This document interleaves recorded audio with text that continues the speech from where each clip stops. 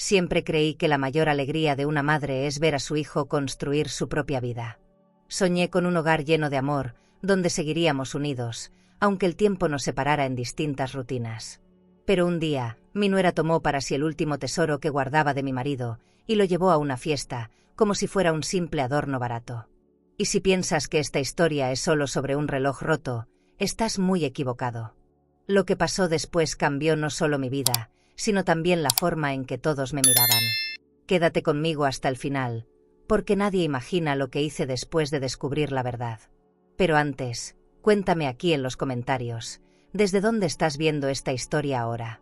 Y no olvides suscribirte, porque cada semana traigo historias reales de vida que te van a estremecer y emocionar. Mi nombre es María Soledad Fernández, tengo 74 años, y he vivido toda mi vida en una casa antigua de Toledo, llena de recuerdos, olores y silencios. Fui esposa, madre y abuela, y creí que la vejez sería un tiempo de paz, pero estaba a punto de aprender que hasta el corazón más cansado puede ser puesto a prueba. Me acomodo en el sillón viejo que con los años se volvió mi rincón favorito. El terciopelo perdió el brillo, pero guarda el calor de tantas tardes de lectura y silencios. Ese lugar siempre me dio una especie de refugio, aunque en el fondo sé que ya no es respetado por nadie más. Respiro lento, como si necesitara armarme de paciencia para lo que estaba a punto de presenciar en mi propia casa.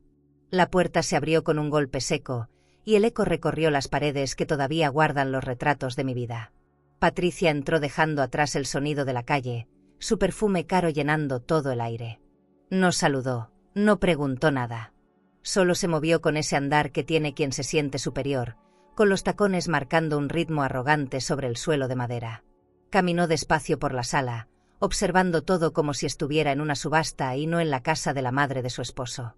Sus ojos se detuvieron en mis muebles antiguos, en la lámpara de cristal que alguna vez iluminó cenas familiares. Sus labios se curvaron en un gesto de desdén y con tono frío soltó: «Esto parece un almacén de cosas inútiles». Sentí que esas palabras me atravesaban. No respondí. Me quedé mirando el piso, recordando cómo Ramón y yo habíamos elegido cada detalle cuando éramos jóvenes, cuando el mármol nos parecía inalcanzable y el esfuerzo diario era nuestro único lujo. Guardé silencio porque conozco bien su manera de herir. Disfruta cuando siente que sus comentarios provocan. Si no reacciono, ella busca más profundo. Patricia siguió explorando la sala con la mirada. De pronto se acercó a la cómoda donde guardo algunas memorias. Sus dedos, con uñas pintadas en un tono escarlata, tocaron la cajita de terciopelo azul que llevaba años ahí, oculta entre otras cosas. Esa caja guarda mi última conexión con Ramón, el hombre que fue mi compañero y la razón de muchas de mis batallas en la vida. Esto se ve interesante, dijo levantando la cajita. Mis manos temblaron al verla abrir con naturalidad lo que nunca nadie debería tocar sin permiso. Dentro, el reloj de bolsillo brilló bajo la luz tenue, un destello de historia en medio del desprecio. Patricia lo tomó entre sus dedos como si fuese un accesorio barato, ajena a lo que significaba para mí. Me incorporé de golpe. Ese reloj no se toca, Patricia, es lo último que me queda de Ramón. Mi voz salió firme, aunque mi cuerpo temblaba. Ella me miró con una sonrisa burlona, la clase de sonrisa que hiere más que cualquier insulto. Ay, suegra, relájese. Nadie va a saber que es falso, solo me va a dar un poco de estilo esta noche. La vi caminar hacia la puerta con el reloj en la mano, segura de sí misma, como si llevara un bolso de diseñador más. Mi boca quiso gritar, pero mi orgullo se quedó clavado en la garganta. Ella salió con una risa ligera, dejando atrás un silencio pesado que me envolvió por completo. Y yo supe, en ese instante, que algo estaba por quebrarse no solo en ese reloj, sino dentro de mí. La noche cayó sobre Toledo con un frío que se filtraba por las rendijas de la ventana. Yo seguía de pie en la cocina, mirando la mesa como si esperara que Patricia regresara y me devolviera el reloj antes de irse a su fiesta. El silencio de la casa se me hizo insoportable, interrumpido solo por el tic-tac del reloj de pared que parecía burlarse de mí. En ese instante sentí que la soledad pesaba como nunca, clavándose en los hombros como una carga imposible de soltar. Preparé café para distraerme, pero ni el aroma fuerte logró calmarme. Me miré en el reflejo de la lámpara de cristal que colgaba sobre la mesa, y lo que vi fue un rostro cansado, con las marcas de los años y los ojos enrojecidos. Recordé a Ramón puliendo pequeños engranajes con una paciencia infinita, como si el tiempo obedeciera solo a sus manos. Y yo me preguntaba qué pensaría al ver cómo ese mismo reloj estaba ahora en manos de alguien incapaz de valorar su trabajo. Cada minuto se me hizo eterno. Imaginaba a Patricia entrando en un salón elegante, riendo con copa de champán en mano, mostrándole a extraños un objeto que para mí era sagrado. En mi mente la veía presumir como si fuera un diamante auténtico, mientras yo me encogía en la cocina con un hueco en el pecho. No era solo el reloj, era mi vida convertida en un chiste, era mi duelo pisoteado sin siquiera un gesto de respeto. Caminé hasta la sala y acaricié el sillón donde tantas veces Ramón se quedaba dormido después de trabajar. Sentí todavía el olor de su tabaco, mezclado con el del barniz de sus herramientas. Cerré los ojos y deseé con todas mis fuerzas que el tiempo retrocediera, que Patricia nunca hubiera cruzado esa puerta, que yo hubiera tenido el valor de arrebatarle el reloj de las manos. Pero lo único que regresaba era ese eco de sus tacones alejándose con ligereza, como si llevarse mi memoria no significara nada. Pasaron horas. Afuera los coches de lujo retumbaban en la calle, y cada sonido me recordaba la vida superficial que Patricia adoraba. Pensé en lo absurdo que era, tanto brillo por fuera y tan poco por dentro. En mi mesa de comedor quedaban platos viejos y manteles deshilados, pero cada mancha tenía una historia, cada grieta guardaba un recuerdo. Ella nunca entendería eso, porque en su mundo todo era reemplazable. Cuando por fin escuché la puerta abrirse de golpe, mi corazón se aceleró. Patricia entró como si nada, con el maquillaje corrido y la mirada cansada de tanto exceso. Llevaba el vestido de seda arrugado, los tacones en la mano y una sonrisa agria en el rostro. Sin darme tiempo a hablar, dejó el reloj sobre la mesa de la cocina como si fuera una baratija comprada en un mercadillo. Lo tomé con cuidado y sentí que los cristales estaban quebrados, como si alguien hubiera pisado encima de mi memoria. No pude contener las lágrimas. Me ardían los ojos mientras acariciaba los números torcidos. Tu pieza vintage dio la nota, suegra, dijo entre risas. Una señora juró que era Cartier. Y se sirvió un vaso de agua como si nada hubiera pasado, como si el dolor ajeno no existiera. No respondí. Mi voz se escondió en lo más profundo de mi garganta. Solo me quedé mirando ese reloj dañado, con la sensación de que ya nada volvería a ser igual. Patricia siguió hablando de la fiesta, de los autos en la entrada, de los trajes de diseñador. Yo solo pensaba en lo frágil que era la memoria cuando caía en manos equivocadas. Y entendí que lo que había sucedido esa noche no podía quedar enterrado en el silencio. Me quedé sola de nuevo, observando el reloj con los ojos empañados. El brillo del metal seguía ahí, pero ahora estaba herido como yo. Supe entonces que mi paciencia había llegado al límite y que tarde o temprano tendría que hacer algo más que quedarme en la sombra. No lo sabía aún, pero ese instante fue el inicio de una guerra silenciosa que cambiaría mi vida para siempre. La madrugada me encontró en vela, con la espalda rígida en la silla y el corazón encogido de tanto esperar. El silencio de la casa se rompió de repente con el chirrido de la puerta al abrirse, seguido del eco de pasos cansados arrastrándose por el pasillo. Me levanté despacio, con un presentimiento oscuro, y ahí estaba Patricia, tambaleándose bajo la luz amarillenta de la cocina. El maquillaje corrido le marcaba el rostro, como si la noche de excesos la hubiera desnudado frente a mí. Llevaba el vestido de seda arrugado, el cabello enredado y los tacones colgando de una mano. En la otra, con un desdén insoportable, traía el reloj. Lo dejó caer sobre la mesa sin cuidado, con un golpe seco que me heló la sangre. Me acerqué y lo tomé con suavidad, temblando. Los cristales estaban rotos, los números desajustados, como si alguien hubiera jugado con él hasta destrozarlo. Sentí que mis ojos se llenaban de lágrimas y que cada grieta era también una herida abierta en mi pecho. Patricia, en cambio, se sirvió agua y bebió con calma, ignorando mi angustia. Tu pieza vintage dio la nota, suegra, dijo riéndose entre dientes. Una señora estaba convencida de que era Cartier. ¿Quién iba a imaginar que era solo una imitación? La escuché como si las palabras vinieran de un lugar lejano, como si el mundo alrededor se apagara. El reloj en mis manos pesaba como nunca, porque ya no era un recuerdo intacto, era la prueba de un desprecio absoluto. Tragué saliva y traté de responder, pero mi voz no salió. Ella no paraba de hablar de la fiesta, de los coches de lujo en la entrada, de las copas de champán que se servían como agua.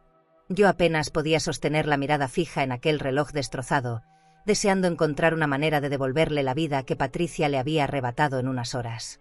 La observé reír, mover las manos con orgullo, contar cómo todos la habían mirado esa noche. Sentí una rabia silenciosa crecer dentro de mí, mezclada con una tristeza insoportable. No solo había profanado el objeto más valioso que conservaba de Ramón, también había pisoteado mis recuerdos, mis años de lucha, mi derecho a conservar un pedazo de dignidad en esa casa. El cansancio me vencía, pero no podía dejar de pensar en cómo algo tan pequeño podía convertirse en el centro de un dolor tan grande. El reloj era más que metal y engranajes, era mi historia hecha objeto. Y ahora, reducido a un accesorio maltratado, reflejaba también la forma en que Patricia me trataba, como si yo misma fuera reemplazable, insignificante. Patricia se fue a dormir sin siquiera despedirse, dejando su perfume fuerte flotando en el aire. Me quedé sola en la cocina, con las manos cerradas sobre el reloj y la mirada clavada en la lámpara de cristal que colgaba sobre mi cabeza. El brillo de sus cuentas parecía burlarse de mí, recordándome que incluso la luz podía ser cruel cuando caía sobre una herida abierta. Me levanté con determinación y caminé hacia el cuarto, donde aún guardaba mi cofre más secreto. Lo acaricié con la yema de los dedos, sintiendo la madera fría y los recuerdos dormidos en su interior. En ese instante lo supe, no iba a callar más. Y lo que estaba a punto de revelar no solo pondría a Patricia en evidencia, también cambiaría el rumbo de todo lo que había callado hasta entonces. Abrí el armario con las manos temblorosas, apartando ropa que llevaba años sin usar. Al fondo, escondido tras una tela gruesa, apareció el cofre de hierro donde guardaba lo único que Patricia nunca había visto. Lo saqué despacio, sintiendo su peso como si fueran piedras sobre mi pecho. Esa caja era mi refugio, mi archivo secreto, lo único que podía sostenerme después de la profanación del reloj. Me senté en la cama y acaricié la cerradura, recordando la primera vez que Ramón me entregó la llave. Sus palabras aún resonaban en mi memoria: aquí estará todo lo que soy, por si algún día falto. La abrí con cuidado, y el olor a papel viejo me envolvió como un abrazo. No eran simples documentos, eran fragmentos de una vida dedicada al detalle, al arte silencioso que casi nadie entendía. Dentro estaban los certificados con sellos dorados, fotografías en blanco y negro de ferias internacionales, cartas de museos europeos. Ramón no había sido un simple relojero, había sido un maestro reconocido en Ginebra, un artesano cuya precisión era admirada en vitrinas de cristal y catálogos de coleccionistas. Cada documento era un testimonio de su grandeza oculta, la que jamás presumió en casa. Leí una carta donde un museo suizo ofrecía una cifra que me hizo contener la respiración: $5 millones por aquella pieza única que ahora yacía rota sobre mi mesa. Sentí un escalofrío recorrerme el cuerpo. Mientras Patricia se burlaba de mí, sin saberlo había llevado a una fiesta uno de los tesoros más codiciados del mundo. El contraste me dolía, como si la injusticia se riera de mí en la cara. Guardé la carta contra mi pecho y cerré los ojos. Vi las manos de Ramón puliendo cada engranaje, sus gafas empañadas por las largas horas de trabajo, el orgullo discreto en su sonrisa cuando por fin terminaba una obra. Ese reloj no era lujo, era memoria, sacrificio, amor. Y ahora estaba dañado, no solo físicamente, sino en la dignidad de todo lo que representaba. Me levanté y caminé hasta la ventana. Afuera la ciudad dormía, pero dentro de mí algo despertaba con fuerza. Ya no se trataba de soportar humillaciones ni de callar para evitar conflictos. Era mi deber proteger el legado de Ramón, aunque eso significara enfrentarme a mi propio hijo y a la mujer que lo tenía ciego. Por primera vez en mucho tiempo, sentí un fuego encenderse en mi interior. Tomé el teléfono y marqué el número del abogado que había acompañado a Ramón en viejas negociaciones. Mi voz temblaba, pero logré hablar con firmeza. Le conté lo sucedido y le pedí que viniera cuanto antes. «No podemos dejar esto así, señora Fernández», respondió con tono grave. Su seguridad me dio un respiro, aunque sabía que lo que venía sería mucho más duro de lo que imaginaba. Colgué y cerré el cofre con cuidado, como quien guarda un secreto que ya no podrá permanecer oculto. Lo escondí de nuevo, pero esta vez no con miedo, sino con la certeza de que pronto todo saldría a la luz. La caja parecía mirarme desde la penumbra, como recordándome que cada silencio que había guardado hasta ahora estaba a punto de romperse. Me acosté sin poder cerrar los ojos. El reloj roto en la mesa era un testigo silencioso de lo que había pasado. Y mientras escuchaba el tic-tac distante del reloj de pared, entendí que esa noche no solo había perdido un objeto, había recuperado mi voz. Lo que viniera después ya no sería una lucha por un recuerdo, sino por mi derecho a no ser borrada. ¿Y tú? Si alguien destruyera el único recuerdo valioso que guardabas de la persona que más amaste, ¿callarías para evitar problemas o lucharías hasta el final por tu memoria? La mañana siguiente amaneció pesada, como si las paredes de la casa hubieran absorbido mi desvelo. Me levanté con los ojos hinchados, pero con una decisión distinta en el cuerpo. Preparé café sin prisa, dejando que el aroma llenara la cocina, mientras en la mesa seguía ese reloj roto que ya no podía esconder más. Cada grieta era un recordatorio de que había llegado el momento de enfrentar lo que por años había evitado. Patricia apareció tarde, aún en bata de seda, como si la vida le regalara indulgencias que jamás había merecido. Se sirvió un jugo sin mirarme, hojeó una revista de moda y comenzó a hablar de la fiesta, de las lámparas de cristal del salón, de los vestidos de diseñador que había visto. Sus palabras eran dagas disfrazadas de anécdotas. Yo asentía en silencio, pero por dentro sentía que el suelo bajo mis pies estaba cambiando. Decidí salir a caminar para despejarme. Las calles de Toledo, con su piedra antigua y balcones de hierro, me devolvían recuerdos de juventud. Mientras avanzaba, pensé en cómo Ramón y yo habíamos enfrentado tantas batallas, siempre con la cabeza en alto. Recordar su fuerza me dio valor. No podía permitir que Patricia siguiera robando lo poco que quedaba de nuestra historia. Había llegado la hora de poner límites. Al volver a casa, marqué de nuevo al abogado. Me recibió con voz grave, preguntando detalles que yo jamás había querido revelar. Le conté lo del reloj, le hablé de Patricia y de cómo había tratado el objeto como si fuera un juguete barato. Su respuesta fue clara: señora Fernández, esto no es un conflicto familiar cualquiera. Es patrimonio, es herencia, es justicia. Sentí que mis manos se afirmaban en la mesa mientras lo escuchaba. Esa misma tarde lo recibí en casa. Sacó una libreta y comenzó a anotar cada palabra, cada detalle, mientras yo le mostraba los documentos del cofre. El brillo de sus ojos al ver los certificados me confirmó lo que sospechaba: estábamos ante algo grande. Yo lo miraba en silencio, sintiendo que por fin alguien validaba mi dolor, que lo que guardaba no era solo sentimental, sino invaluable. Mientras tanto, Patricia se paseaba por la casa hablando por teléfono con amigas, describiendo con lujo de detalle las joyas que había visto en Salamanca. Su risa me taladraba los oídos. Fingí no escuchar, pero dentro de mí se encendía la sospecha de que sus visitas no eran simples paseos. ¿Qué buscaba en esas galerías discretas? ¿Por qué hablaba de contactos que jamás había mencionado a Iván? Esa noche, mientras cenábamos los tres, me quedé observándola. Patricia hablaba sin parar, exagerando historias, mientras Iván sonreía embobado, incapaz de notar las grietas que yo veía en cada gesto suyo. Yo masticaba despacio, con el estómago apretado, pensando en cómo podía abrirle los ojos sin que me tachara de envidiosa o paranoica. Me dolía más su ceguera que los insultos velados de su esposa. Después de la cena me refugié en mi cuarto. El abogado me había advertido: debemos actuar con cautela, sin que sospeche nada. Cerré la puerta, abrí el cofre de nuevo y repasé cada papel bajo la luz tenue de la lámpara. Sentí que me estaba preparando para una batalla que ya no era solo mía. Era la defensa de Ramón, de nuestra memoria, de todo lo que habíamos construido juntos. Me acosté con un nudo en la garganta. Afuera, el ruido lejano de un coche de lujo me recordó la vida superficial de Patricia. Y entendí que lo mío no sería gritar ni vengarme, sino resistir en silencio, con pruebas y con dignidad. Esa noche comenzó mi guerra silenciosa, la que ella aún no sabía que estaba a punto de enfrentar. Las sospechas me quemaban por dentro, como brasas que no me dejaban descansar. Cada vez que Patricia mencionaba Salamanca o Madrid, su voz adquiría un tono distinto, un brillo en los ojos que no tenía cuando hablaba de Iván o de la casa. Yo fingía no darle importancia, pero mi intuición me gritaba que había algo oculto, algo que iba más allá de sus quejas habituales y de sus risas en las fiestas. Una mañana aproveché que Iván salió temprano y la seguí en silencio. Ella tomó un taxi con aire de seguridad, como si tuviera una cita planeada desde hacía tiempo. Me senté en la parte trasera de otro coche, con el corazón latiéndome fuerte, temiendo que en cualquier momento volteara y me descubriera.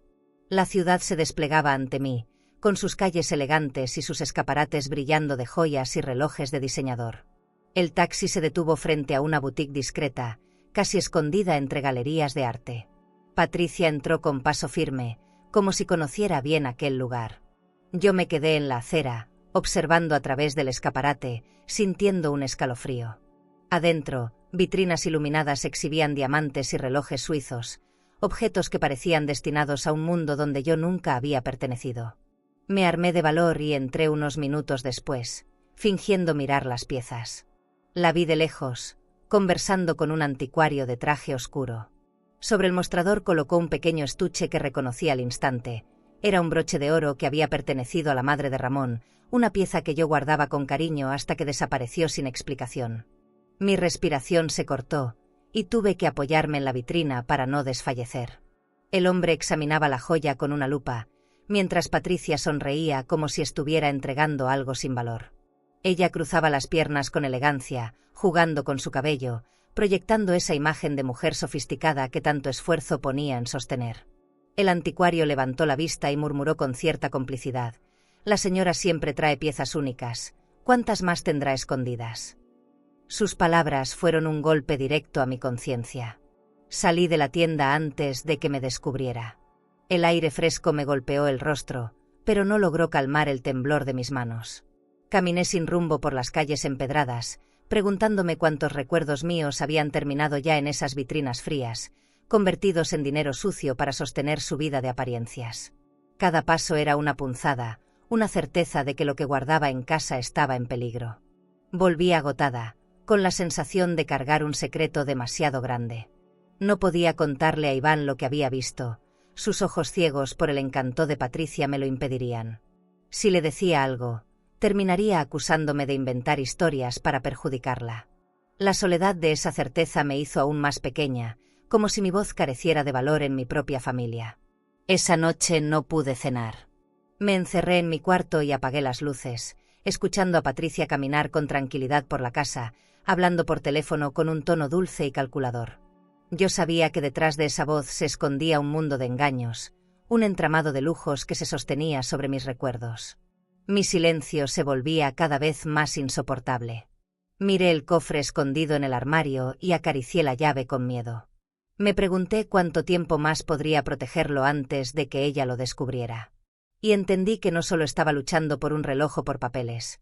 Estaba luchando contra una mujer que llevaba una doble vida, tan brillante hacia afuera como oscura hacia adentro. Y en esa batalla yo no podía darme el lujo de fallar. Guardé silencio todo el día después de seguir a Patricia, pero por dentro la rabia me quemaba como un hierro al rojo vivo. No podía seguir callando, y aunque sabía que Iván no quería escuchar, decidí enfrentar el riesgo. Esa noche lo esperé en la sala, con los documentos de Ramón sobre la mesa, mientras mi corazón golpeaba contra mi pecho como un tambor desbocado. Cuando entró, su mirada cansada me recordó que todavía era mi hijo, aunque su lealtad estuviera torcida. «Iván, necesito hablar contigo», le dije con una voz firme que me sorprendió a mí misma. Él se dejó caer en el sofá, mirando su teléfono sin levantar la vista. «Es sobre Patricia», añadí, y apenas terminé la frase ya noté cómo se le endureció el rostro. «Mamá, no empieces», me interrumpió, como si mis palabras fueran un fastidio. Sentí un nudo en la garganta, pero me obligué a continuar. Le conté lo que había visto en la boutique de Madrid, cómo había vendido el broche de su abuela como si fuera un objeto cualquiera. Cada palabra me salía con esfuerzo, como si confesara una culpa que no era mía. Iván me escuchaba con los brazos cruzados, frunciendo el ceño, y en sus ojos vi la incredulidad crecer hasta convertirse en rechazo. «Mamá, no inventes cosas. Patricia me da estabilidad», me soltó con frialdad. Sus palabras me dolieron más que el reloj roto, más que las burlas de Patricia. Porque en ese instante sentí que no solo me ignoraba, sino que me dejaba sola frente a una tormenta que también era suya. Quise recordarle la infancia, como tantas veces me pidió ayuda con los deberes, como lloraba en mis brazos cuando se caía. Pero entendí que la mujer que tenía a su lado lo había cegado hasta arrancarle la memoria de lo que habíamos sido. En ese momento apareció Patricia, con una copa de vino en la mano y esa sonrisa venenosa que me atravesaba como un cuchillo. Se acercó despacio, acariciando el hombro de Iván como si marcara territorio, y con voz dulce dijo: «Tu madre tiene delirios de anciana, amor. No le prestes atención». Me miró fijamente, y su mirada fue un triunfo silencioso. Ella sabía que me había ganado esa batalla frente a mi propio hijo. Iván bajó la cabeza y asintió. Yo lo observé con lágrimas contenidas, con la certeza de que se estaba hundiendo en arenas movedizas sin siquiera notarlo. Patricia bebió un sorbo de vino y se recostó en el sofá, cruzando las piernas con satisfacción. El cristal de su copa brillaba con la luz de la lámpara, como un recordatorio cruel de todo lo que ella representaba, lujo falso y vacío que lo tenía atrapado. Me levanté despacio, sintiendo que las fuerzas se me escapaban. No había nada más que pudiera decir esa noche, porque cualquier palabra sería usada en mi contra. Caminé hasta mi cuarto con los documentos apretados contra el pecho, como si abrazarlos fuera lo único que me mantenía en pie. Cada paso retumbaba en mis oídos, como un eco de derrota que me acompañaba. Encerrada entre mis cuatro paredes, me derrumbé en la cama. No lloré con gritos ni con rabia, lloré en silencio, como lo hacen las mujeres que ya se cansaron de pedir ser escuchadas. Mis lágrimas mojaron la almohada mientras pensaba en Ramón, preguntándome qué consejo me daría en ese momento. Lo único que pude hacer fue cerrar los ojos y prometerme que no me rendiría, aunque mi propio hijo me negara. El reloj roto seguía sobre la mesa, invisible para ellos, pero gritándome a mí que todavía había una verdad por defender. Y mientras Patricia se paseaba con sus lujos y su vino, y Iván se refugiaba en su comodidad, yo entendí que mi lucha estaba lejos de terminar. No sería fácil, pero esa ceguera de mi hijo no podía convertirse en el final de mi historia. Los días siguientes fueron un tormento silencioso. Iván apenas me dirigía la palabra y Patricia caminaba por la casa con un aire victorioso, como si hubiera ganado una guerra que yo nunca declaré. Me aferraba al reloj roto y a los documentos escondidos, esperando un momento en que todo encajara. Sentía que la verdad estaba ahí, a la vuelta de la esquina, pero me faltaban las piezas para mostrarla con claridad. El abogado me llamó una tarde y me pidió que lo visitara en su despacho. Crucé las calles de Toledo con pasos firmes, aunque por dentro iba hecha un mar de nervios. Al entrar, él ya tenía sobre la mesa una carpeta gruesa llena de papeles que no eran míos. «He estado investigando a su nuera», me dijo, y mi corazón dio un brinco. Me senté despacio, apretando el bolso contra mi regazo como si me sostuviera. Abrió la carpeta y empezó a mostrarme copias de registros de ventas en casas de subastas privadas de Salamanca y Madrid. Cada documento llevaba el nombre de Patricia, escrito con la seguridad de quien nunca pensó que alguien la descubriría. Mis manos comenzaron a sudar, y tuve que limpiarlas en la falda para poder pasar las hojas. La certeza que me perseguía desde hacía semanas estaba frente a mí en blanco y negro. Me explicó cómo había entregado joyas y piezas antiguas con regularidad, siempre a través de intermediarios, pero dejando rastros suficientes para conectarla con esas ventas. Yo apenas podía respirar, sintiendo que las paredes del despacho se me cerraban encima. El aire olía a papel viejo y café frío, y en ese ambiente denso se confirmaba que mi nuera no era solo arrogancia, era una mujer con un plan meticuloso. Cuando creí que nada podía sorprenderme más, él deslizó otra hoja hacia mí. Era un resumen de antecedentes, con 2 nombres que desconocía. Estos fueron sus antiguos maridos, me explicó, ambos fallecidos en circunstancias extrañas. Sentí que un frío me recorría la espalda. Miré los nombres y fechas, y me di cuenta de que la historia de Patricia no había empezado con mi hijo, sino mucho antes. Mi mente se llenó de imágenes de velorios lujosos, de titulares que nunca leí, de fotos donde quizá Patricia aparecía vestida de negro pero con diamantes brillando en las manos. El abogado me observaba en silencio, dándome espacio para asimilarlo. Yo me llevé una mano al pecho, buscando aire, pensando en cómo se lo contaría a Iván, sabiendo que probablemente me volvería a llamar loca. Pero ya no podía negar lo que había visto. Me fui del despacho con la carpeta bajo el brazo, caminando despacio, con el corazón latiendo a un ritmo imposible. El sol de la tarde iluminaba las piedras de la calle, pero a mí me parecían sombras. Sabía que la batalla apenas comenzaba y que ya no se trataba solo de un reloj. Estaba frente a una mujer capaz de destruir familias enteras con tal de mantener su vida de apariencias. Esa noche apenas crucé palabra con Iván y Patricia. Los vi cenar juntos, reír como si nada, mientras yo me guardaba el secreto de aquellos documentos. Sentí que la casa se me hacía más ajena que nunca, como si cada risa de ella fuera una bofetada invisible. Y aunque me mordía la lengua por no gritarle la verdad en la cara, entendí que necesitaba paciencia. La verdad tenía que caer por su propio peso.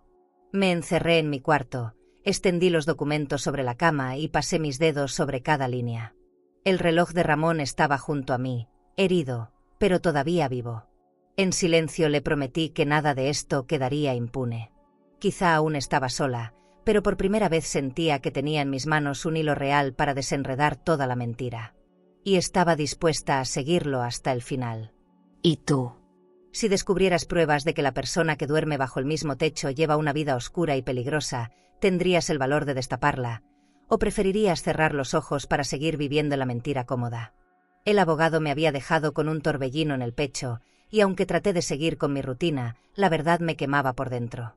Decidí ir a la hemeroteca municipal, ese edificio silencioso donde las paredes huelen a polvo y papel antiguo. Entré con el corazón en la garganta, sabiendo que lo que estaba por encontrar podía cambiarlo todo. Pedí periódicos de Barcelona y Logroño de los años señalados, y el bibliotecario me los colocó sobre la mesa con manos cuidadosas. Pasé páginas amarillentas durante horas, hasta que finalmente la vi.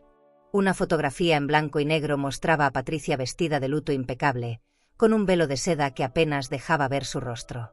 A su lado, un ataúd rodeado de coronas de flores costosas y políticos locales, saludando a la joven viuda. El titular era frío: empresario fallece repentinamente, su esposa hereda la fortuna. Sentí que la sangre me abandonaba el cuerpo. Seguí buscando y encontré otra nota de años después. Esta vez en Logroño, otro funeral, otro hombre mayor, otra fortuna en juego. Y ahí estaba Patricia, de pie frente a las cámaras, con un vestido negro ajustado y un collar de diamantes brillando en su cuello. Su sonrisa apenas contenida me pareció una burla al dolor ajeno. Era como si supiera que, tras cada muerte, lo que le esperaba era un banquete de herencias. Apoyé la frente en la mesa y respiré hondo. Los recuerdos de sus lujos empezaron a encajar como piezas de un rompecabezas. Los bolsos de diseñador, las cenas en restaurantes exclusivos, los viajes de negocios que nunca explicaba. Nada era casualidad, todo estaba tejido con la misma frialdad con la que ahora intentaba borrar mi memoria y la de Ramón. Me ardían las manos de impotencia mientras cerraba el periódico. Guardé las notas en mi bolso y salí a la calle. Toledo seguía su vida con normalidad. La gente caminaba ajena a la tormenta que yo llevaba dentro. Mientras avanzaba, imaginaba a Patricia vistiendo de luto, llorando frente a cámaras mientras por dentro celebraba su victoria. El contraste era tan brutal que me mareé. Apoyé una mano en la pared de piedra y me obligué a respirar, porque si caía en ese instante, nadie sabría lo que acababa de descubrir. Cuando llegué a casa, Patricia estaba en el salón, acomodando flores frescas en un jarrón de cristal. Me sonrió con esa cortesía venenosa que solo ella dominaba. «¿Tuviste un buen día, suegra?», me preguntó, como si realmente le importara. Yo asentí, guardando en el silencio todo lo que traía escondido en el bolso. Su perfume invadió la sala y me recordó a esos velorios donde había estado vestida de negro, fingiendo ser la víctima. Esa noche casi no pude cenar. Iván hablaba de negocios, Patricia reía con comentarios ligeros, y yo apenas masticaba, sintiendo que la comida se volvía ceniza en mi boca. Miraba a mi hijo y quería gritarle la verdad, ponerle las pruebas sobre la mesa. Pero también sabía que sin un golpe certero, él seguiría negándose a ver. Me tragué mis palabras como quien traga veneno a cuentagotas. Después de la cena me encerré en mi cuarto y extendí las notas sobre la cama. La lámpara iluminaba los titulares con crudeza, y yo repasaba una y otra vez las fotografías. El rostro de Patricia no dejaba dudas. Era la misma mujer, la misma sonrisa disfrazada de dolor, la misma estrategia repetida en distintas ciudades. Esa certeza me helaba y me daba fuerza al mismo tiempo. Cerré los ojos y escuché sus pasos recorrer la casa, ligeros, seguros, como los de alguien que no teme nada.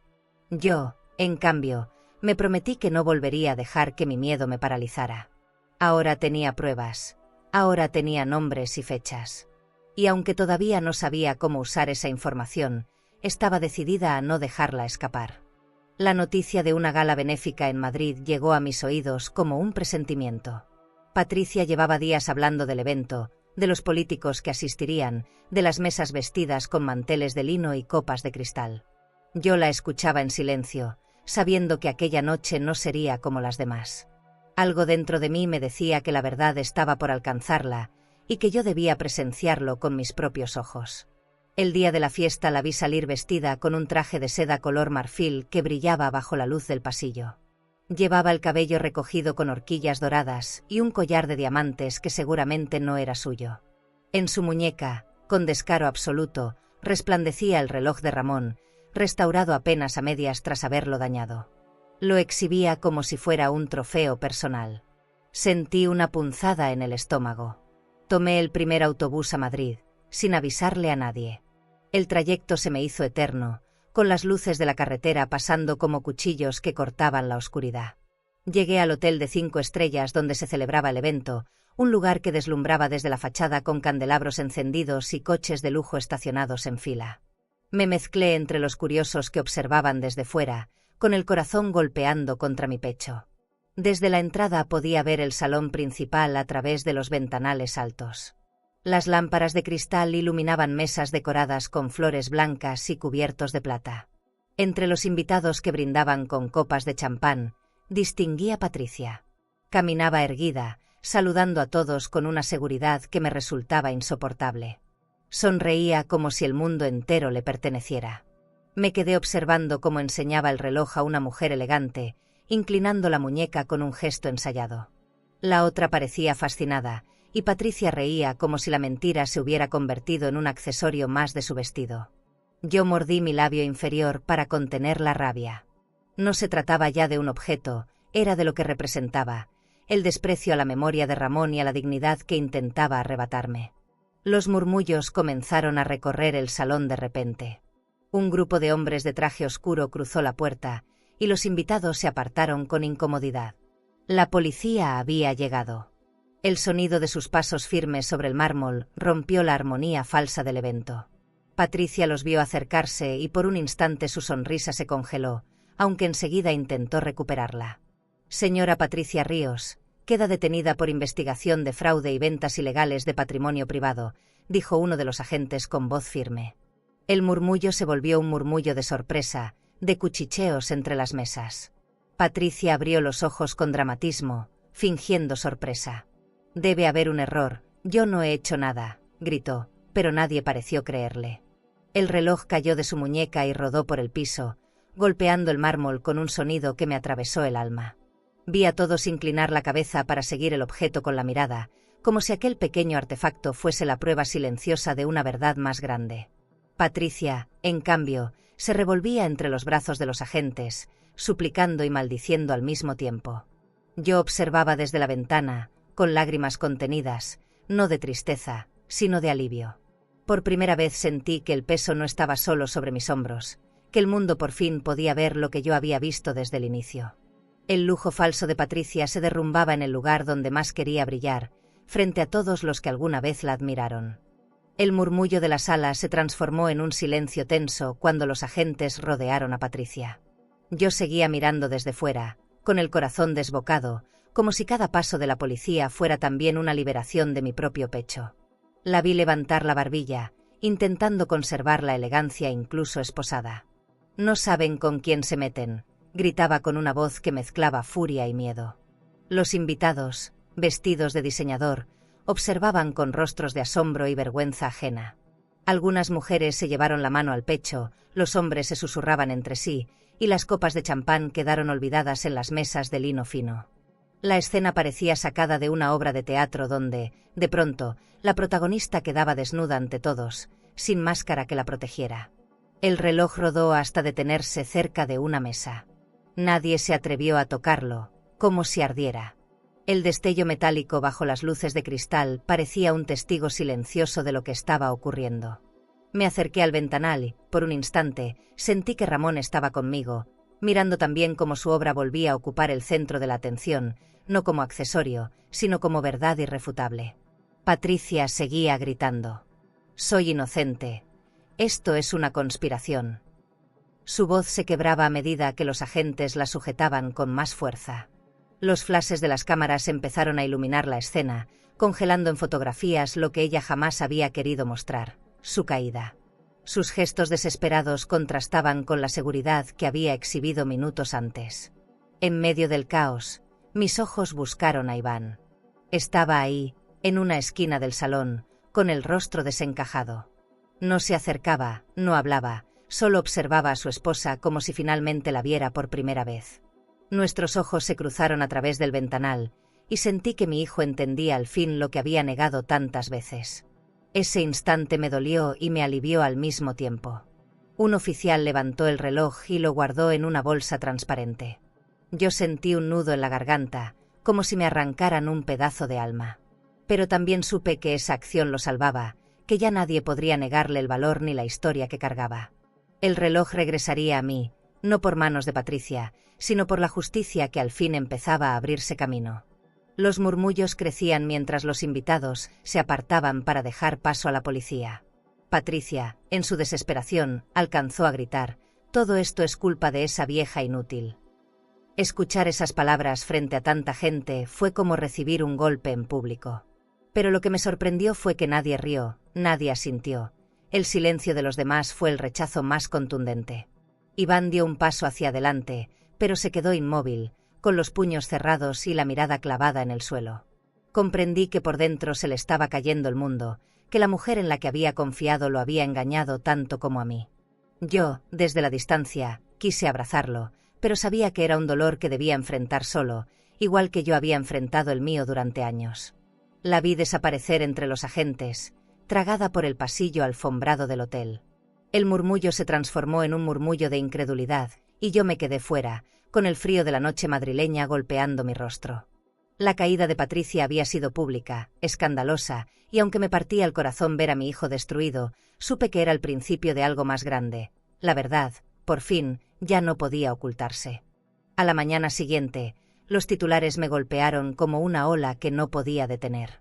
En todos los puestos de revistas, la misma imagen: Patricia esposada, con el maquillaje corrido y la mirada de furia, mientras los agentes la llevaban entre flashes.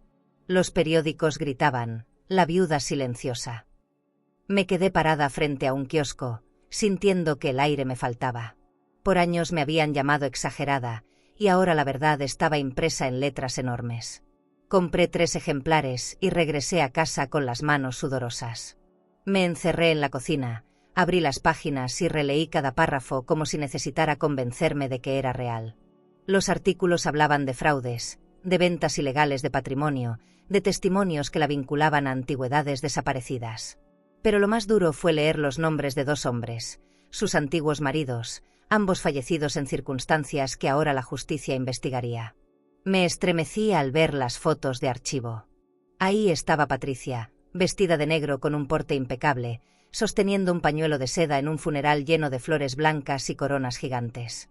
En otra imagen, sonreía discretamente en un velorio de Logroño, con diamantes brillando en su cuello. El contraste era insoportable. La misma mujer que en mi cocina se burlaba de mi reloj, había llorado frente a cámaras mientras heredaba fortunas. El teléfono no dejaba de sonar. Vecinos, conocidos, incluso parientes lejanos querían saber cómo me sentía, qué iba a pasar ahora. Yo respondía con frases cortas, porque en el fondo no había palabras que describieran la mezcla de alivio y dolor que llevaba dentro. Era cierto que la justicia empezaba a actuar, pero el daño en mi familia, en la confianza con mi hijo, en mis recuerdos, era algo que ningún tribunal podría reparar. Esa tarde, Iván llegó a casa con el rostro descompuesto. Traía un periódico doblado bajo el brazo y los ojos rojos de tanto llorar. No me dijo nada al principio, solo se sentó frente a mí, en la mesa donde todavía estaba el reloj guardado en su bolsa transparente. Lo miró durante largos segundos, hasta que finalmente murmuró: «Mamá, no sé cómo no lo vi antes». Su voz se quebró, y yo tuve que contener las lágrimas. Mientras tanto, en la televisión repetían una y otra vez las imágenes de la detención. Los periodistas hablaban de su historial, de sus viajes, de los lujos que había acumulado sin explicación. Analizaban su vida como si fuera un espectáculo, pero para mí no era una noticia más. Era el derrumbe de la mujer que había destruido mi paz durante años. Y cada palabra que escuchaba me recordaba que yo había tenido razón desde el principio. Guardé silencio, observando a Iván hundirse en su propio dolor. No lo culpaba en ese instante, porque entendía que estaba enfrentando la traición más cruel, la de la persona que eligió para compartir su vida. Me limité a colocar mi mano sobre la suya, sin reproches, sin frases de victoria. Porque si algo me había enseñado esa historia, era que las heridas más profundas no se curan con "te lo dije". Al caer la noche, me senté sola en la sala, mirando por la ventana las luces de la ciudad. Pensaba en Ramón, en cómo habría reaccionado al ver expuesta la verdad. Imaginé su rostro serio, sus manos firmes sobre mi hombro, y sentí un poco de calma. La justicia estaba en marcha, pero sabía que el camino aún sería largo. Y dentro de mí crecía una pregunta inevitable sobre el precio de la ambición. Respiré hondo y miré el reloj de pared, que marcaba las horas como testigo eterno de mi resistencia. En ese instante entendí que Patricia podía perderlo todo, pero su sombra seguiría pesando sobre nosotros. La prensa seguiría recordándola, y yo tendría que encontrar la forma de que mi historia no quedara reducida a su engaño. Porque más allá de su caída, aún quedaba mi dignidad por reconstruir. ¿Y tú? ¿Crees que la ambición puede borrar la culpa, o siempre llega un día en que la verdad rompe hasta los muros más lujosos? El tercer día después del escándalo, la casa amaneció en un silencio que no se parecía a ningún otro. Escuché la puerta abrirse con un golpe leve, y ahí estaba Iván, con el rostro demacrado, los ojos hinchados y el paso inseguro. Apenas me vio, se dejó caer en el sofá como si sus piernas no pudieran sostenerlo más. Yo lo observé desde la cocina, con el corazón encogido, sabiendo que ese era el inicio de su derrumbe. Me acerqué sin hacer ruido, llevándole un vaso de agua. Lo sostuvo con ambas manos temblorosas, como un niño perdido. «Perdóname, mamá», susurró, y su voz se quebró de inmediato. Fui ciego, no quise escuchar. Preferí creerle a ella porque era más fácil. Sus palabras me atravesaron como flechas. Lo miré en silencio, luchando entre el deseo de consolarlo y la necesidad de decirle lo que llevaba años guardado.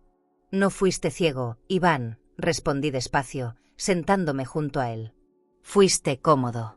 Te resultaba más sencillo ignorar mi voz que enfrentar la verdad». Vi cómo bajaba la cabeza, con lágrimas cayendo sobre sus manos. Ese instante me desgarró, porque detrás de su dolor veía también al niño que alguna vez se acurrucaba en mis brazos buscando refugio. Quise abrazarlo, pero contuve mis ganas, porque sabía que necesitaba asumir su culpa. Él me habló de las noches en que Patricia lo convencía de que yo estaba perdiendo la memoria, de cómo le repetía que yo era un estorbo en su vida. «Me hizo creer que tus recuerdos eran inventos», confesó entre sollozos. Yo lo escuchaba con un nudo en la garganta, entendiendo hasta qué punto había jugado con su mente. Era doloroso, pero también liberador. Al fin Iván veía con claridad. El reloj de Ramón estaba sobre la mesa, aún guardado en la bolsa transparente que la policía me había devuelto. Iván lo tomó entre sus manos y lo acarició con cuidado, como si quisiera reparar con ese gesto todo el daño hecho. «Papá no merecía esto, tú no merecías esto, y yo tampoco sé cómo me dejé arrastrar». Sentí que mi corazón se partía, porque por primera vez lo veía enfrentando la magnitud de su error. Lo abracé entonces, sin palabras, con toda la fuerza de una madre que también estaba rota. Su cuerpo temblaba contra el mío, y en ese abrazo entendí que no había espacio para el rencor. Mi hijo había caído al fondo, y lo único que podía hacer era acompañarlo en su ascenso, aunque el camino fuera largo y lleno de cicatrices. Esa misma tarde recibí una carta inesperada. Él sobrellevaba el sello de la prisión de mujeres de Madrid. Mis manos sudaron apenas lo reconocí. Dentro, unas líneas escritas con letra firme y elegante: «Aún no sabes de lo que soy capaz». No había firma, pero no la necesitaba. Era Patricia, desde su encierro, enviándome un recordatorio de que su sombra seguía presente. Guardé la carta en el cajón de mi buró, con un escalofrío recorriéndome la espalda. No quise mostrársela a Iván, que todavía estaba demasiado frágil. Pero mientras él dormía exhausto en el sofá, yo comprendí que la historia aún no había terminado. Patricia, incluso tras las rejas, seguía buscando la manera de atormentarme. Me asomé a la ventana esa noche, mirando el cielo oscuro, y le hablé en silencio a Ramón. «Tu hijo está roto, pero empieza a despertar. Y yo todavía tengo que ser fuerte, porque esta batalla no ha terminado». El aire frío me acarició el rostro, y sentí que esa promesa me daba fuerzas para lo que estaba por venir. El día en que me llamaron del taller de restauración lo recuerdo con un nudo en el estómago. Había entregado el reloj semanas atrás. Antes de seguir, si esta historia te está tocando el corazón y quieres seguir descubriendo relatos llenos de emoción, aprendizaje y transformación, suscríbete al canal. Cada historia que compartimos tiene alma, y quizás alguna de ellas te ayude a sanar algo que ni sabías que necesitabas sanar. Haz clic en suscribirse y continúa este camino junto a nosotras. Con miedo de que no hubiera reparación posible. Aquel objeto no era solo una pieza mecánica, era el último latido de Ramón convertido en metal y engranajes. Cuando contesté la llamada y escuché la voz del especialista, supe que algo grande estaba por ocurrir. Me citó en una sala de exhibición privada, un espacio iluminado con luces tenues que resaltaban cada detalle. Al entrar, el olor a madera encerada y a vidrio recién limpiado me envolvió. En medio de vitrinas brillantes, como si estuviera en un museo, me esperaba el reloj. Avancé despacio, con los ojos empañados, temiendo que mi corazón no resistiera la emoción. Allí estaba, colocado sobre un cojín de terciopelo oscuro. El cristal había sido reemplazado, los números volvían a brillar y la cadena de oro recuperaba su resplandor discreto. No era un objeto nuevo, seguía teniendo la huella del tiempo, pero esa mezcla de pasado y presente lo hacía aún más hermoso. Mis dedos lo tocaron con delicadeza, y en ese instante sentí como si Ramón me rozara la piel. El especialista me explicó el trabajo minucioso que había realizado, la limpieza de cada engranaje, la reconstrucción de piezas diminutas, la paciencia para devolverle el movimiento exacto. Yo apenas podía escucharlo, porque mi mente viajaba a las noches en que Ramón se encerraba en su taller, con una lámpara encendida y una lupa sobre el ojo. Era como si todo ese esfuerzo volviera a la vida delante de mí. Me senté frente a la vitrina y dejé que las lágrimas corrieran sin vergüenza. No eran de tristeza, sino de una gratitud inmensa. Ese reloj no había sido vencido por la arrogancia ni por la indiferencia.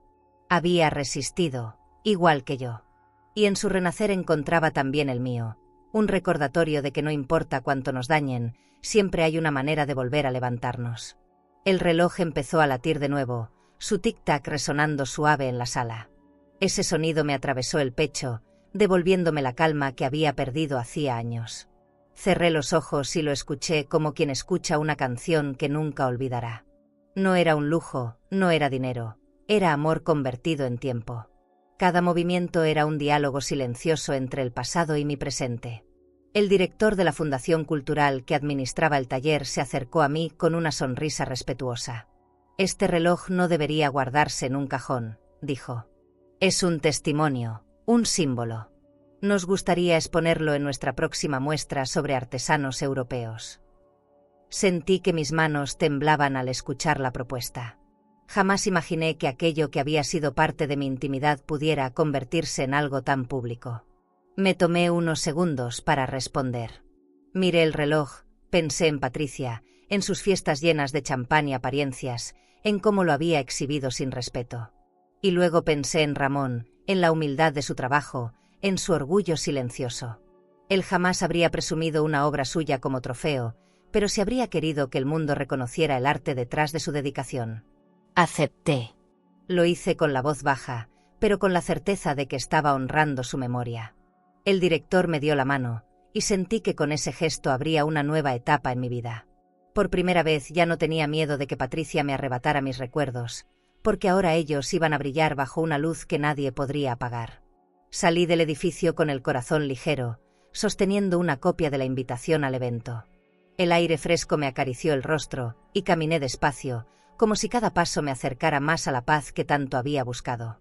No era una victoria ruidosa ni vengativa, era un triunfo silencioso, íntimo, como lo había sido toda mi vida.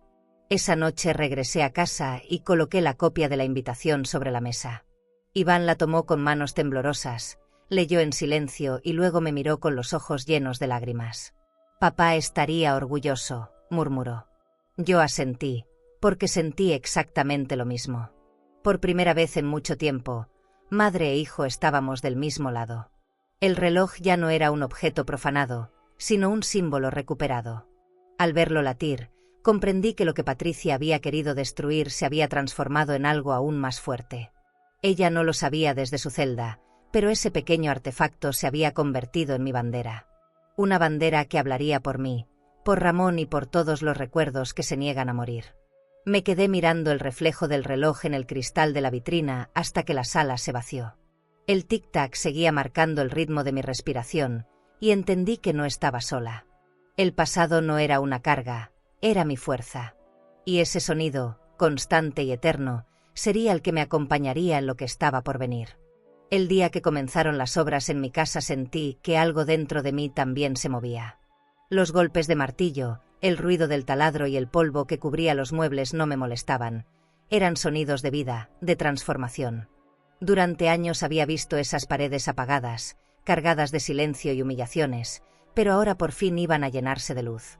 Caminaba por los pasillos como si redescubriera un hogar que me había estado esperando. El taller de Ramón fue lo primero que pedí restaurar. Abrí las ventanas que llevaban años cerradas, y el aire fresco de Toledo entró con fuerza, mezclándose con el olor de la madera vieja y las herramientas oxidadas. Toqué la mesa donde él pasaba horas, con las marcas de cortes y manchas que aún lo recordaban. Le pedí al arquitecto que no borrara esas huellas, que las conservara como cicatrices dignas, porque eran parte de nuestra historia. Las paredes se pintaron de blanco, los techos recuperaron su brillo, y de pronto todo parecía más amplio, como si el espacio hubiera estado guardando su respiración durante décadas. Me descubrí caminando descalza sobre el piso recién pulido, sintiendo el frío del mármol en mis pies, como un lujo inesperado que no necesitaba presumir. Era un regalo silencioso, un recordatorio de que todavía estaba viva. Con el dinero recuperado de Patricia, decidí no quedarme con el triunfo solo para mí. Transformé el taller en un centro cultural para adultos mayores. Quería que otros ancianos como yo, que habían sido callados, olvidados o maltratados, encontraran aquí un refugio. Contraté a jóvenes artistas que pintaron murales coloridos en las paredes, llenando de alegría el lugar donde antes reinaba el gris. La primera vez que recibí a un grupo de vecinos, me quedé observando sus rostros emocionados. Había mujeres con bastones, hombres que cargaban carpetas de dibujos viejos, abuelos que traían fotos descoloridas. Cada uno traía consigo una historia escondida, y yo me sentía afortunada de ofrecerles un espacio donde esas memorias fueran celebradas en lugar de enterradas. Mientras servía café en tazas sencillas, recordé cuántas veces Patricia me había humillado diciendo que mi casa olía a muerte y antigüedad. Ahora ese mismo aire estaba lleno de voces, risas y música. No era lujo material lo que hacía la diferencia, sino la dignidad recuperada. En cada mirada de agradecimiento, en cada relato compartido, yo sentía que el alma de Ramón volvía a latir en esas paredes. Un periodista local vino a entrevistarme para un reportaje. Caminó conmigo por el taller, observó los murales, tocó las vitrinas donde guardábamos objetos antiguos donados por vecinos. ¿Qué mensaje quiere dar al mundo con todo esto?, me preguntó, apuntando con su grabadora. Me detuve un momento, respiré hondo y acaricié el reloj de Ramón que reposaba en una vitrina central. No quiero que nadie vuelva a sentir que sus recuerdos no valen nada, respondí con calma. Cada historia, cada objeto, cada arruga en el rostro es un testimonio de vida. Nos hicieron creer que callar era nuestra única opción, pero este lugar demuestra lo contrario, que la memoria puede renacer si alguien la escucha. El periodista bajó la grabadora y me regaló una sonrisa emocionada. Los días siguientes la casa se llenó de movimiento. Talleres de pintura, lecturas de poesía, clases de música improvisadas. Niños de la comunidad comenzaron a visitar el centro con sus abuelos, y por primera vez escuché la risa de varias generaciones mezclándose en un mismo espacio. Me sentaba en un rincón, simplemente observando, y sentía que la casa respiraba de nuevo, libre de sombras. Iván empezó a venir con frecuencia. Lo veía ayudar a acomodar sillas, cargar cajas y conversar con los vecinos.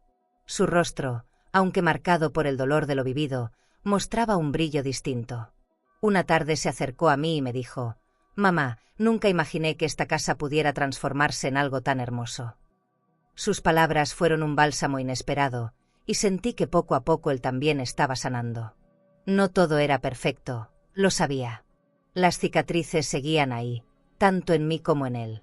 Pero ver a mi hijo colaborar en este renacimiento era como contemplar un amanecer después de una noche interminable. Patricia ya no estaba en nuestras vidas, pero sus ruinas se habían convertido en cimientos para algo mucho más valioso, la unión y la memoria compartida.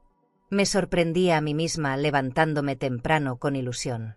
Preparaba café, abría las ventanas y respiraba el aire fresco que entraba con los rayos del sol. Cada día era un pequeño triunfo contra la tristeza que alguna vez me quiso devorar. Y mientras miraba el reloj de Ramón latir en su vitrina, sabía que esa fuerza no me pertenecía solo a mí, pertenecía a todos los que se atrevían a recordar. Una noche, cuando el centro ya estaba vacío, recorrí los pasillos iluminados y me detuve frente a los murales pintados por los jóvenes. Colores vivos, rostros sonrientes, manos entrelazadas. Sonreí en silencio, convencida de que la casa ya no era una prisión de recuerdos, sino un espacio lleno de futuro. Y mientras apagaba las luces, sentí que mi hogar volvía, al fin, a respirar. El centro cultural llevaba apenas unas semanas abierto cuando una periodista de televisión me buscó. Me dijo que quería contar mi historia, no solo la del reloj, sino también la de una mujer que había resistido el desprecio y había encontrado la manera de transformar el dolor en algo vivo. Dudé al principio. Durante tantos años había sido invisible, y la idea de hablar frente a una cámara me asustaba. Pero algo dentro de mí me dijo que era el momento de romper el silencio. El día de la entrevista el equipo llegó temprano, con cables, luces y cámaras que llenaron mi sala. Mientras instalaban todo, yo observaba desde la mesa de la cocina, con los dedos entrelazados para controlar el temblor. Me pregunté qué pensaría Ramón si me viera ahí, a punto de contar al mundo lo que habíamos callado. No buscaba fama ni compasión, solo quería que nadie más creyera que la vejez significa quedarse sin voz. Cuando la luz roja de la cámara se encendió, la periodista me pidió que hablara de lo que había aprendido en estos meses. Tragué saliva, respiré hondo y dejé que las palabras salieran sin filtros. Nos quieren calladas, relegadas, como si ya no tuviéramos nada que aportar. Pero la verdad es que somos bibliotecas vivas, llenas de recuerdos y de fuerza. Cada arruga en nuestro rostro es una página escrita con sacrificio. El silencio en la sala fue absoluto. Hasta los técnicos dejaron de moverse. La periodista me miró con los ojos brillantes, y en ese instante entendí que mis palabras no eran solo mías. Pertenecían a todas las mujeres que habían sentido lo mismo y que nunca tuvieron la oportunidad de decirlo. Me sentí ligera, como si me hubiera quitado un peso de encima que había cargado por demasiados años. La entrevista salió al aire esa misma noche. No esperaba gran cosa, pero al día siguiente mi teléfono no dejaba de sonar. Vecinas, antiguas alumnas de la escuela donde trabajé, incluso desconocidas me llamaban para agradecerme. En las redes sociales, mi frase se repetía una y otra vez: somos bibliotecas vivas. Nunca imaginé que unas palabras dichas con el corazón pudieran viajar tan lejos. Iván me mostró los comentarios en internet. Mujeres de distintos países contaban sus propias historias de abandono, de desprecio, de soledad. Algunas decían que al escucharme habían encontrado fuerzas para hablar con sus familias, otras que habían decidido rescatar recuerdos guardados en cajas olvidadas. Leí cada mensaje con lágrimas en los ojos, entendiendo que mi voz había cruzado fronteras sin que yo lo buscara. Una mañana, al abrir el centro cultural, encontré la entrada cubierta de flores y cartas. Personas que yo no conocía habían venido de lejos solo para agradecerme. En una de las notas alguien escribió: «Gracias por recordarnos que aún tenemos valor». Sentí un escalofrío recorrerme el cuerpo. Lo que había empezado como un refugio personal se había convertido en una causa colectiva. Mientras tanto, Patricia seguía en prisión. Una tarde, al encender la televisión, apareció su rostro en las noticias. Gritaba a los periodistas desde el interior de una furgoneta policial: «Esa vieja no ganó nada, todo es mentira». La escuché con calma, sin rabia. Lo más duro para ella era que, por primera vez, sus palabras no tenían eco. Nadie le creía, nadie le aplaudía. Había quedado sola en su propio vacío. Apagué el televisor y me quedé mirando el reloj en la vitrina. Su tic-tac constante me recordaba que mi victoria no estaba en verla caer, sino en haber rescatado lo que ella quiso destruir. Su derrota era ruidosa, la mía era silenciosa pero verdadera. Comprendí que no necesitaba venganza, porque el tiempo se encargaba de mostrar el rostro real de cada quien. Los días siguientes fueron un torbellino. Recibí invitaciones para dar charlas, para contar mi experiencia en otros lugares. Nunca pensé en convertirme en ejemplo de nada, pero la vida me estaba empujando hacia un papel que ya no podía rechazar. Lo acepté con humildad, convencida de que mi voz, después de tanto silencio, debía servir a alguien más. Recuerdo una visita especial de un grupo de jóvenes estudiantes. Me preguntaron cómo había soportado tantos años callada. Les respondí con sinceridad: no lo soporté, lo cargué. Pero llega un momento en que el peso te obliga a gritar. Los chicos me miraron con respeto, y entendí que también ellos, en su juventud, necesitaban escuchar que el silencio nunca debe ser permanente. Por las noches, cuando la casa volvía al silencio, me sentaba en la cocina con una taza de té. Pensaba en cómo Patricia había tratado de borrarme y en cómo, sin proponérmelo, terminé encontrando una voz más fuerte que nunca. No buscaba aplausos ni titulares, solo la tranquilidad de saber que mis palabras estaban sirviendo a otros. Y cada vez que escuchaba el reloj, sentía que Ramón sonreía conmigo. El eco de mi voz ya no me pertenecía. Era un río que corría libre, que llegaba a rincones donde yo jamás hubiera imaginado. Y aunque todavía me dolían las cicatrices del pasado, cada mensaje, cada mirada agradecida, me recordaba que ya no era la mujer ignorada en su propia casa. Ahora era la voz que no calla, la memoria que se niega a desaparecer. La tarde estaba tibia cuando abrí las puertas del patio recién renovado. El olor a pintura fresca todavía flotaba en el aire, mezclándose con el perfume de las plantas nuevas que habían colocado los jóvenes voluntarios. Caminé despacio entre los murales de colores que cubrían las paredes, cada trazo lleno de vida, de manos jóvenes que habían querido dejar su huella en un lugar marcado por la memoria. Me detuve frente a la vitrina de cristal donde descansaba el reloj de Ramón. La luz del sol se filtraba y hacía brillar su superficie dorada como si latiera. Ya no lo veía como un objeto herido, sino como un sobreviviente. Su tic-tac seguía marcando el tiempo con calma, recordándome que incluso después de la oscuridad más profunda, la vida siempre encuentra la manera de avanzar.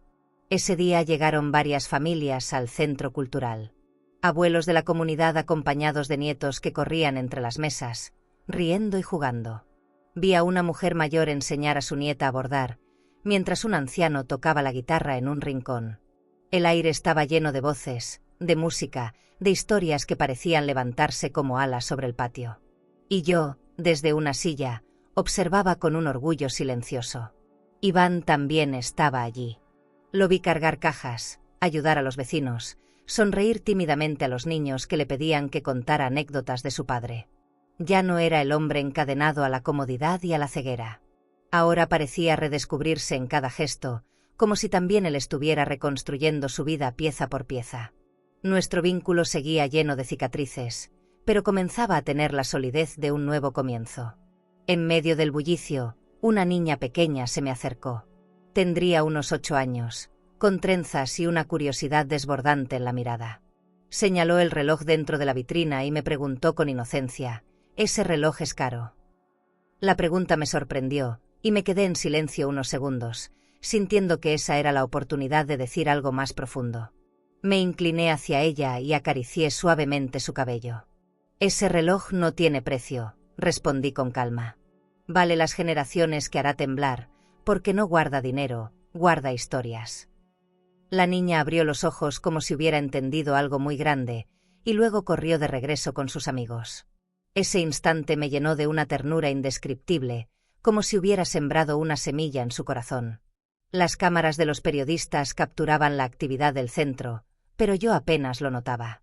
Mi atención estaba en los gestos sencillos: una abuela riendo mientras mostraba fotos antiguas, un adolescente pintando en el mural con manos manchadas de color, un vecino relatando cómo su padre luchó en tiempos difíciles. Cada uno traía algo que ofrecer, y yo me sentía más rica que cualquier fortuna de diamantes. Cuando el sol comenzó a ponerse, me senté en el banco de piedra del patio. El cielo se tiñó de tonos naranjas y violetas, y por un momento todo quedó en calma. Cerré los ojos y respiré hondo.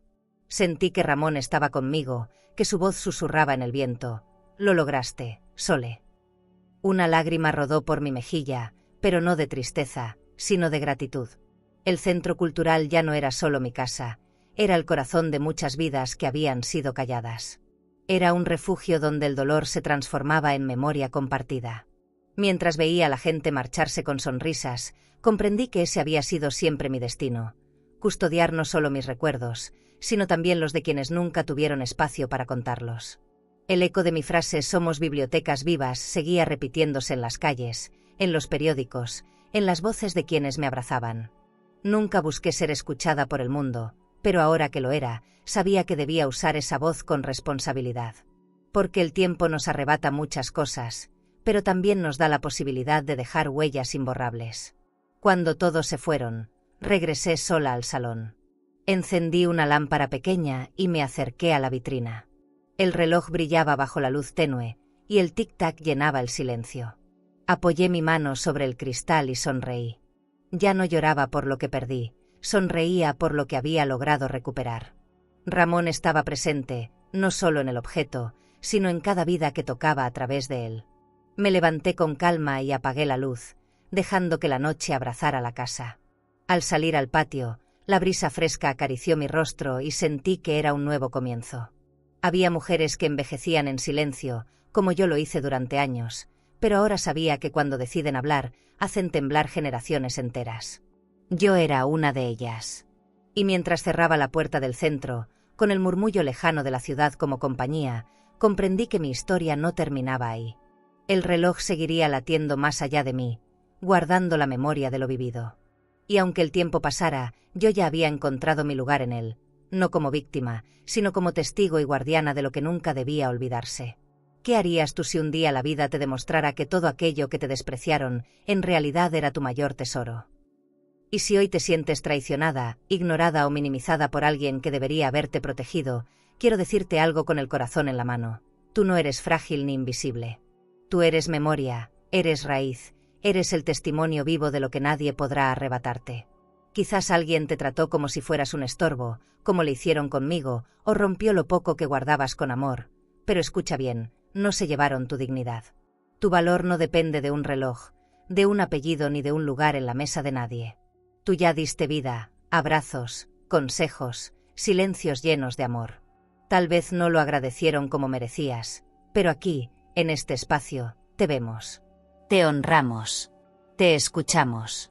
Aún hay jardines por plantar, voces jóvenes que necesitan tus historias, abrazos que solo tú puedes dar.